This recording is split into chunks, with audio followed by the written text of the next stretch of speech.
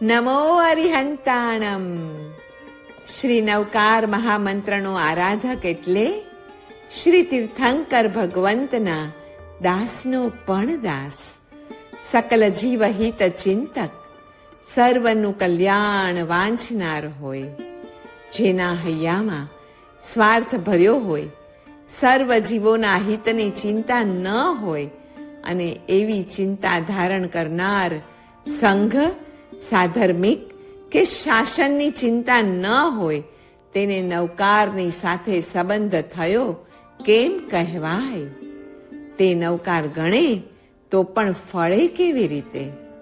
શ્રી નવકાર મહામંત્રના આરાધક થવા માટે તો સર્વને હૈયામાં સમાવવા જેટલું વિશાળ હૈયું કરવું પડશે. શ્રી નવકારની આરાધનાને સફળ બનાવવામાં સહાયક ખામેમી સવ્વ જીવે અને શિવમસ્તુ સર્વ જગતઃ આ બે મંત્રો છે. પહેલી ભાવના પાકેલા ગુમડામાંથી રસ્સીને દૂર કરવા બરાબર છે, એટલે કે ખામેમી સવ્વ જીવે. અને બીજી ભાવના એ રસ્સી દૂર થયા પછી મલમની પટ્ટી ચોડવા બરાબર છે, એટલે કે શિવમસ્તુ સર્વ જગતઃ. આ બંને ભાવનાપૂર્વકનું મંત્રનું આરાધન ભાવ તંદુરસ્તી બક્ષ્યા વગર રહેતું જ નથી. નવકારમાં તન્મય થવું એટલે નવકાર ના બનવું, નવકાર વિના વિહ્વળ થવું, તેના સ્મરણ માત્રથી હૈયું ભીંજાઈ જવું. નવકારના સ્મરણ માત્રથી હૈયું ક્યારે ભીંજાય? શ્રી તીર્થંકર દેવોની વિશિષ્ટતા ખ્યાલમાં આવે તો ભીંજાય. એ વિશેષતા તેમની પરાર્થ વ્યસનીતા અને સ્વાર્થ વિસર્જનતામાં રહેલી છે. માત્ર ભવી જ નહીં, પણ સવી જીવોને શાસન રસિક, મોક્ષ માર્ગના રસિક બનાવવાની તેમની હિત ચિંતામાં છે. આ હિત ચિંતા જ્ઞાનની હકીકત ઉપર નહીં, પણ તેમના પાયા ઉપર નિર્ભર છે. બુદ્ધિ જ્ઞાનની હકીકતને જુએ છે, જ્યારે હૃદય પ્રેમના પાત્રને પારખે છે. પ્રેમ કોને જોઈતો નથી? અરે સર્વ કોઈ જીવ તેને ઝંખે છે. તીર્થંકર પરમાત્મા સર્વ જીવોને પોતાનો પ્રેમ આપે છે, તેથી જ તેઓ ત્રિભુવન પતિ બને છે. નમસ્કાર ભાવ કેળવવાનો મોટો મંત્ર નમો અરિહંતાણમ છે. જેઓ ભાવથી એ મહામંત્રનું નિત્ય સ્મરણ કરે છે, તેઓની અપાત્રતા નાશ પામે છે, પાત્રતા વિકસે છે, કર્મ સાથેનો સંબંધ ઘટે છે અને ધર્મ સાથેનો સંબંધ વધે છે. વળી તેનામાં સ્વાર્થ વૃત્તિ ઘટે છે, પરાર્થ વૃત્તિ વધે છે, ચિત્તની સંકુચિતતા નાશ પામે છે, વિશાળતા વધે છે અને પરિણામે કર્મનો ક્ષય થઈને પરંપરાએ અચૂકપણે મોક્ષ મળે છે. નવકારનું પ્રથમ પદ નમો એ સદવિચારનું પ્રેરક છે. અરિહમ પદ સદવિવેકનું પ્રેરક છે અને તાણમ પદ સદવર્તનનું પ્રેરક છે. નિશ્ચયથી રત્નત્રયી એટલે સદવિચાર, સદવિવેક અને સદવર્તન. નવકારનું પ્રથમ પદ પરરૂપેણ નાસ્તિત્વ રૂપ શૂન્યતાનું, સ્વરૂપેણ અસ્તિત્વ રૂપ પૂર્ણતાનું અને ઉભય રૂપે યુગપદ અવાચ્ય રૂપ સ્વસંવેદ્યત્વનું બોધક છે. તેથી શૂન્યતા, પૂર્ણતા અને એકતાની ભાવના કરાવી જીવને તે ભક્તિ, વૈરાગ્ય અને જ્ઞાનથી પરિપૂર્ણ બનાવે છે. આગમોમાં નમસ્કાર પદનો અર્થ શું કહ્યો છે? મણસા ગુણ પરિણામો વાયા ગુણ ભાષણમ ચ પંચણમ કાયેણમ સંપણામો એસ પયથ્થો નમુક્કારો. અર્થાત મનથી પંચ પરમેષ્ઠીના ગુણોનું પરિણમન, વાણીથી તેમના ગુણોનું ભાષણ તથા કાયાથી પંચ પરમેષ્ઠી ભગવંતોને સમ્યક પ્રણામ કરવો એ જ નમસ્કાર પદનો અર્થ છે. નમો વડે ગુણોનું પરિણમન થાય છે. અરિહમ વડે ગુણોનું ભાષણ થાય છે તથા તાણમ પદ વડે કાયાનું પરિણમન થાય છે. પરિણમન, ભાષણ અને પ્રણમન કરાવે છે. તેથી મન, વચન, કાયાના ત્રણેય યોગોનું સાર્થક્ય થાય છે. નિત્ય કરવા લાયક 12 વસ્તુ છે. કાયોત્સર્ગ, નવપદનું ધ્યાન, વિપશ્યના, શાસ્ત્ર પઠન, ધ્યાન વિચાર, શ્રી નવકાર મહામંત્રનું સતત ધ્યાન, સિદ્ધ સેનીય સ્તુતિ, મહાદેવ સ્તોત્રનું પઠન, વિવિધ યંત્રોનું ધ્યાન, સૂરી મંત્રનું સ્મરણ અને 12મું છે સદગુરુનું સ્મરણ. પાઠ પરંપરાના મહાન મહાન આત્માઓને વંદન કરીએ. નવકાર મંત્રના આરાધકને બાહ્યાંતર શૌચ અને સંતોષ તથા પૂર્વે કહ્યા મુજબ તપ, સ્વાધ્યાય ઉપરાંત ઈશ્વર પ્રણિધાન નિયમોની સાધના થાય છે. આ મંત્રને ગણનાર સ્થિર સુખાસનની અને બાહ્ય આભ્યંતર પ્રાણાયામની સાધના કરનારો પણ થાય છે. નવકારનો સાધક ઇન્દ્રિયોનો પ્રત્યાહાર, મનની ધારણા અને બુદ્ધિની એકાગ્રતા રૂપ ધ્યાન તથા અંતઃકરણની સમાધિનો પરમ અનુભવ કરે છે. નમો પદ વડે નાદની, અરિહમ પદ વડે બિંદુની અને તાણમ પદ વડે કલાની સાધના થાય છે. નવકાર મંત્રને ગણનાર અહિંસક બને છે, સત્યવાદી થાય છે. વળી અચૌર્ય, બ્રહ્મચર્ય અને અપરિગ્રહ વ્રતનો પણ આરાધક થાય છે. તદુપરાંત વિધિયુક્ત નવકાર મંત્ર ગણનારને યોગના 8 અંગ યાને યમ, નિયમ, આસન, પ્રાણાયામ, પ્રત્યાહાર, ધારણા, ધ્યાન અને સમાધિ કહેલા છે. તે પ્રત્યેક અંગની સાધના પણ નવકાર ગણવા સાથે સધાય છે. નમસ્કાર એટલા માટે મંત્ર છે કે તે 6 જીવનિકાયની સાથે ગુપ્ત ભાષણ કરે છે અને તેમના હિતની મંત્રણા કરે છે અને તે દ્વારા 4 પુરુષાર્થને તે આમંત્રણ આપે છે. પંચમંગલ એ પરમાત્માની આજ્ઞાનું મૂર્તિમંત સ્વરૂપ છે.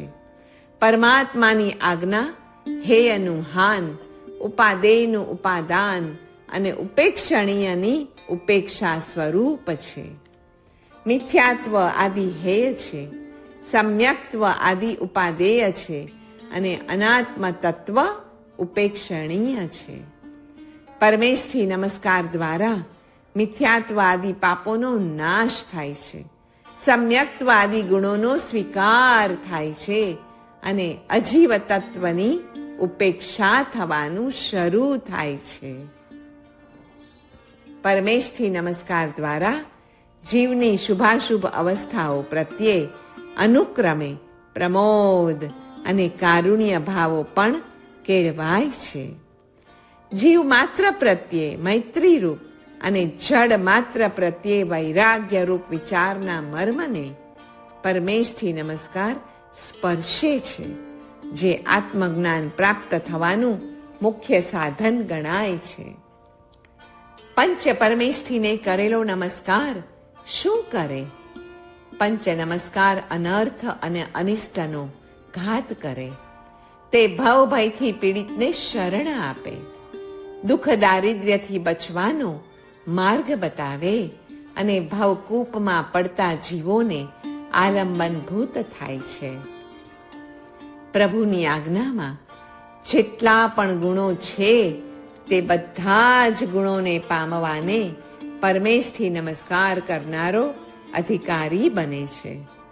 જેથી પરમેશથી નમસ્કાર એ સારની પોટલી છે, રત્નની પેટી છે, ઢાકેલું નિધાન છે, ધર્મરૂપી કાંચનનો કરંડિયો છે અને મુક્તિના મુસાફર એવા ભવ્ય આત્માઓને દેવાધિદેવનું પરમ ભેટણું છે. પરમેશથી નમસ્કારનો આરાધક આજ્ઞાનો આરાધક બને છે અને આજ્ઞાનો આરાધક શિવ સુખને પામે છે. પ્રભુની આજ્ઞા છ જીવ નિકાયનું હિત કરનાર હોવાથી પંચમંગલનો સેવક પણ સહુનું હિત ચિંતવનારો થાય છે. જીવરાશિ ઉપર હિતનો પરિણામ એ મૈત્રી છે. મૈત્રી ભાવ એને ધારણ કરનારો પરમાત્મા આજ્ઞાનો આરાધક થાય જ, એમાં કોઈ પ્રશ્ન નથી. શ્રી નમસ્કાર મહામંત્રમાં પંચ પરમેષ્ઠીઓનું સન્માન છે. તેથી જ તે મોટામાં મોટું સર્વશ્રેષ્ઠ એવા સન્માનનું દાન છે. શ્રી નવકાર મંત્ર દ્વારા સર્વ દુઃખી જીવોના દુઃખને દૂર કરવાની બુદ્ધિ આપણામાં ઉત્પન્ન થાય છે. તેથી તે સૌથી મોટામાં મોટી દયા અને પ્રભુની કરુણા છે. સર્વોત્કૃષ્ટ દયા અને દાન વડે માયા અને માનનો નાશ કરનાર હોવાથી નમસ્કાર મંત્ર એ જીવનમાં ઉત્તમ પરિવર્તન આણનાર સર્વશ્રેષ્ઠ મહામંત્ર કહ્યો છે. નમસ્કારની ચુલિકા સમ્યક્ત્વરૂપી સંવરને કરે છે. સાધુ નમસ્કાર સર્વવીરતી સંવરને પ્રગટ કરે છે. તો આચાર્ય નમસ્કાર અને ઉપાધ્યાયને નમસ્કાર એ અપ્રમાદ સંવરને વ્યક્ત કરે છે. અરિહંત નમસ્કાર એ અકશાય સંવરને તથા સિદ્ધ ભગવંતોને નમસ્કાર એ પ્રધાનતયા અયોગ સંવરને વ્યક્ત કરે છે. એ પાંચ નમસ્કાર પાંચેય પ્રકારના સંવરને પુષ્ટ કરે છે. તેથી તે પરમ મંગલ સ્વરૂપ છે. પાપ કાર્ય કરીને જેને ખરેખર પસ્તાવો થાય છે તેનું પાપ વધતું અટકી જાય છે. ધર્મ કાર્ય કરીને પણ જેને હર્ષ ન થાય એનું પુણ્ય વધતું અટકી જાય છે. નમસ્કાર મહામંત્રમાં પાપનો પશ્ચાતાપ અને પુણ્યનો પ્રમોદ રહેલ છે. પાપનો પશ્ચાતાપ એ દુષ્કૃત ગરહાનું જ બીજું નામ છે. પુણ્યનો પ્રમોદ એ સુકૃત અનુમોદનાનો પર્યાય શબ્દ છે.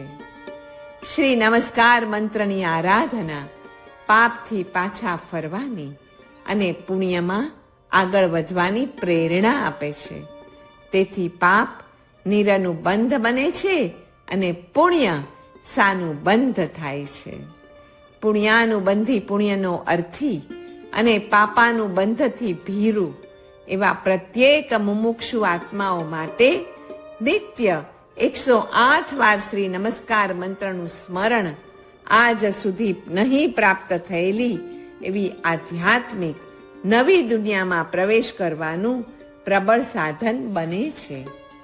જેમ સુવર્ણના અલંકારોમાં સુવર્ણ એ મુખ્ય કારણ છે, તેમ અર્થ, કામ અને મોક્ષ પ્રાપ્તિમાં ધર્મ એ મુખ્ય કારણ છે. અર્થ, કામ અને મોક્ષ એ ત્રણેય પુરુષાર્થ ધર્મરૂપી સુવર્ણના જ ભિન્ન ભિન્ન ઘાટ છે. તે ધર્મ પ્રત્યેની પ્રીતિ નમસ્કાર ભાવથી જાગે છે. તેથી પરમેષ્ઠીને નમસ્કાર એ ધર્મની પ્રાપ્તિનું મુખ્ય દ્વાર છે. માર્ગે ચાલવું એટલું કઠિન નથી, જેટલું કઠિન માર્ગે ચઢવું એ છે. શ્રી નમસ્કાર મહામંત્ર જીવને અધ્યાત્મ માર્ગે ચઢાવી દે છે. શુદ્ધ અધ્યાત્મના માર્ગે ચઢ્યા પછી જીવની જેટલી પણ શક્તિ તેટલો તે માર્ગે ચાલવા પ્રયાસ કરે છે અને તેથી મોડો વહેલો પણ પોતાના ઈષ્ટ સ્થાને જરૂર સાધક પહોંચે જ છે. શુદ્ધ અધ્યાત્મ તે પાપ રહિત થવાનો માર્ગ છે. પુણ્યની પણ પેલે પાર તેનાથી જ જવાય છે.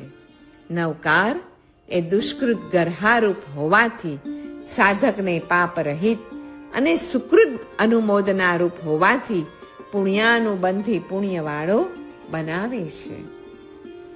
શ્રી નમસ્કાર મંત્ર દુષ્કૃતનો ક્ષય કરે, સર્વ પ્રકારના સુકૃતને જન્માવે અને આત્માના શુદ્ધ સ્વરૂપ સાથે અનુસંધાન કરી આપે છે.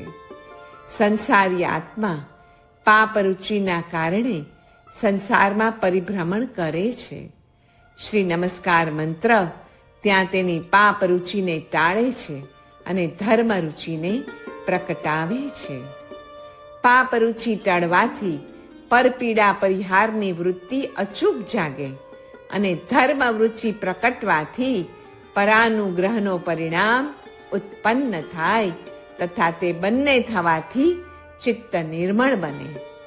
નિર્મળ ચિત્તમાં આત્મજ્ઞાન આવિર્ભાવ પામે. આત્મજ્ઞાન અનાદિકાલીન અજ્ઞાન અને મોહનો નાશ કરી દઈને શુદ્ધ સ્વરૂપની અનુભૂતિ કરાવે જ છે. શુદ્ધાત્માની અનુભૂતિ સકલ કર્મના ક્ષયનું કારણ બનીને અવ્યાબાધ પદની પ્રાપ્તિ કરાવે છે. આ રીતે શ્રી પંચ પરમેષ્ઠી નમસ્કાર 4 પ્રકારના ધર્મ અને જ્ઞાનાદિ 4 ગુણોની પુષ્ટિ વડે 4 ગતિ અને તેના મૂળરૂપ 4 કષાયોનો અંત કરીને પંચમ ગતિ અપાવે છે. નમસ્કાર એ સર્વ અવસ્થાઓમાં આપણું કર્તવ્ય છે. શ્રી અરિહંતને નમસ્કાર, શ્રી સિદ્ધ ભગવંતોને નમસ્કાર, શ્રી આચાર્યને નમસ્કાર, શ્રી ઉપાધ્યાયજી ભગવંતોને નમસ્કાર તથા સર્વ શ્રી સાધુને નમસ્કાર.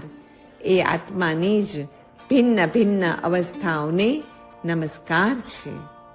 શ્રી આચાર્ય, શ્રી ઉપાધ્યાય અને શ્રી સાધુને નમસ્કાર તે 6ઠ્ઠા ગુણસ્થાનકથી 12મા 13મા ગુણસ્થાનક સુધીની અવસ્થાને, અરિહંતને નમસ્કાર એ 13મા ગુણસ્થાનકને અને સિદ્ધને નમસ્કાર એ મુખ્યતાએ 14મા ગુણસ્થાનકને નમન છે.